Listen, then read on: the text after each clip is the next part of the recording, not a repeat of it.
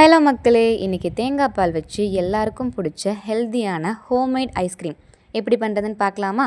அதை தெரிஞ்சுக்க வாங்க வீடியோக்குள்ளே போகலாம். ஒரு மூடி தேங்காய் எடுத்து அதை நல்லா துருவி வச்சுருக்கேன்.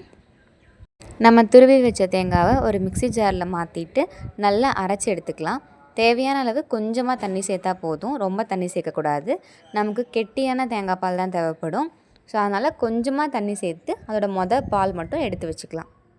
இந்தளவுக்கு கெட்டியான தேங்காய் பால் தேவைப்படும். நீங்கள் ஃபஸ்ட்டு அரைச்சி வச்சுருக்க அந்த பால் மட்டும் எடுத்து வச்சுக்கோங்க. நான் ஒரு 20 முந்திரி எடுத்து வச்சுருக்கேன். ஒரு மீடியம் சைஸ் செவ்வாழைப்பழம் இது கூட சேர்த்துருக்கேன். உங்கள்கிட்ட என்ன பழம் இருக்கோ நீங்கள் அதை சேர்த்துக்கலாம்.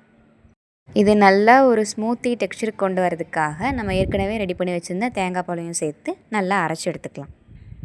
உங்களுக்கு மைல்டான ஸ்வீட்டே போதுன்னா நீங்கள் இது இப்படியே அரைச்சி எடுத்துக்கலாம். நான் எக்ஸ்ட்ரா ஸ்வீட்டுக்காக நாட்டு சர்க்கரை சேர்த்துருக்கேன்.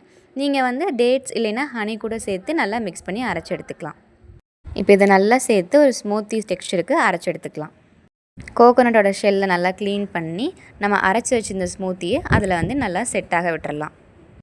உங்கள்கிட்ட ஐஸ்கிரீம் மோல்டு இருந்துச்சுன்னா நீங்கள் அதை கூட யூஸ் பண்ணிக்கலாம். இல்லைன்னா வீட்டில் எந்த பவுல் இருந்தாலுமே நீங்கள் அதை யூஸ் பண்ணிக்கலாம். வீட்டில் என்ன நட்ஸ் இருந்தாலும் நீங்கள் ஆட் பண்ணிக்கலாம். நான் இன்றைக்கி பாதாமும் பிஸ்தாவும் குட்டி குட்டியாக சாப் பண்ணி ஆட் பண்ணியிருக்கேன். இது ஒரு எக்ஸ்ட்ரா ஃப்ளேவர் உங்களுக்கு கொடுக்கும். இனி ஃப்ரீசருக்குள்ளே ஒரு 5 to 8 hours இதை நல்லா செட்டாக விட்டுறலாம்.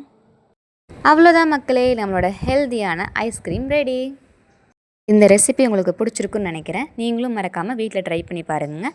பிடிச்சிருந்தால் லைக் பண்ணுங்கள். எப்படி இருக்குன்னு சொல்லி கமெண்ட் பண்ணுங்கள். மறக்காமல் அப்படியே அந்த சப்ஸ்கிரைபும் பண்ணிவிடுங்களேன்.